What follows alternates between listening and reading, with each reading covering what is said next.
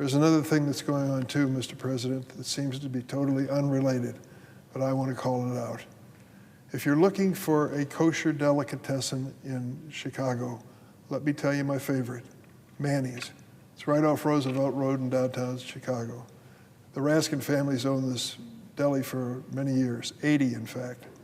And Danny Raskin, grandson of the founder of the delicatessen, is running it today. He's a wonderful young businessman. He's struggling with the impact of the trade war and the impact of increasing costs for the basic products he sells. But you won't find a better pastrami sandwich or corned beef or latke or kreplach soup anywhere in America. Danny's is one of the best. Why do I bring in this advertisement for Danny Raskin? I want to tell you why. Manny's Deli, located right by the University of Illinois at Chicago, has been a legend in the community for 8 decades. If you walk into Manny's, you'll see a microcosm of the city of Chicago. People from everywhere, every kind of background, join together over a fondness for his hearty portions and delicious sandwiches. Manny's has been a staple of this community, and today they announced they will provide free meals for those on SNAP. Free meals. Why has Manny's found it necessary to feed those on SNAP?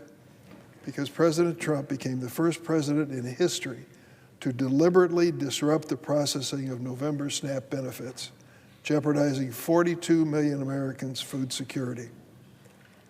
Although the Department of Agriculture was told by 2 federal courts that they had the authority to fully fund SNAP, today they announced they'll only pay half of November benefits. That is going to cause a real hardship to the millions of Americans who count on what used to be known as the food stamp program. Thankfully, Manny's Delicatessen in Chicago is willing to do what the Trump administration is not, working to make sure that nobody in their city goes hungry. They're going to offer a sandwich, a potato pancake, and some dessert to these people who come in with SNAP cards. I'm grateful to the great staff at Manny's and their owner, Danny Raskin, for their generosity as SNAP payments are cut under President Trump.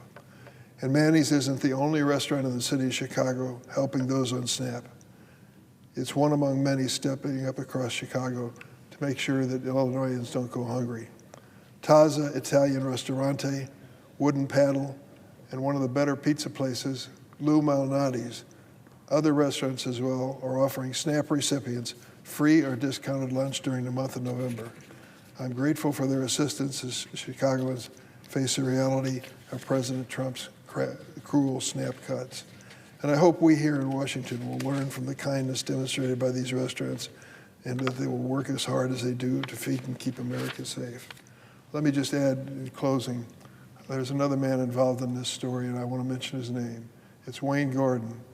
Wayne Gordon was a minister of Lawndale Christian Church for over 40 years. He graduated from Wheaton College, went into the ministry after he had coached basketball at Farragut High School, and started the church in the Lawndale section, a poor, largely black section of Chicago. But he and his wife moved there 40 years ago and still live there to this day. They started Lawndale Christian. He is an evangelical minister who prays for me every day, thank goodness, and I try to return the favor. But I'm sure he was the mentor that Danny Raskin mentioned as his inspiration for providing this food. Hats off to Coach Wayne Gordon and Danny Raskin for this amazing display of caring at a time when it's needed more than ever. Let me close by saying this, Mr. President. We can solve this problem in the Senate, and we can do it this week. There is no excuse. The President is back from his trip overseas. The House can be called into session and return, and they should be, sooner rather than later. And we can sit down and work out the problem of what to do with skyrocketing health insurance premiums. Let me tell you what I've been told by the Illinois Department of Insurance. They told me that hospital insurance premiums are going to double in the northern part of our state near Chicago and triple in the rural small town sections downstate. Triple the current level of health insurance premiums. How in the world will a family struggling to get by paycheck to paycheck manage that?